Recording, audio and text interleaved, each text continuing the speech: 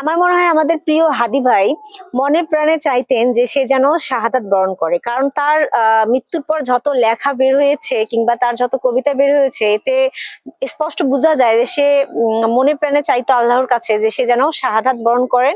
এবং আল্লাহ পাকও দেখেন তার মনের আশা পূরণ করেছে, তার মনের ইচ্ছা পূরণ করেছে।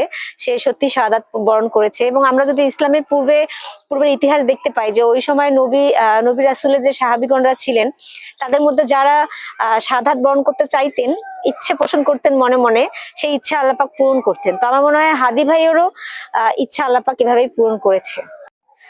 আমার মনে হয় আমাদের প্রিয় হাদি ভাই মনে প্রাণে চাইতেন যে সে যেন শাহাদাত বরণ করে, কারণ তার মৃত্যুর পর যত লেখা বের হয়েছে কিংবা তার যত কবিতা বের হয়েছে এতে স্পষ্ট বোঝা যায় যে সে মনে প্রাণে চাইতো আল্লাহর কাছে যে সে যেন শাহাদাত বরণ করেন।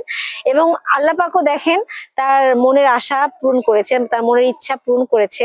সে সত্যি শাহাদাত বরণ করেছে। এবং আমরা যদি ইসলামের পূর্বের ইতিহাস দেখতে পাই যে ওই সময় নবী রাসূলের যে সাহাবীগণরা ছিলেন তাদের মধ্যে যারা শাহাদাত বরণ করতে চাইতেন, ইচ্ছে পোষণ করতেন মনে মনে, সেই ইচ্ছা আল্লাহ পাক পূরণ করতেন। তো আমার মনে হয় হাদি ভাইয়েরও ইচ্ছা আল্লাহ পাক এভাবেই পূরণ করেছে।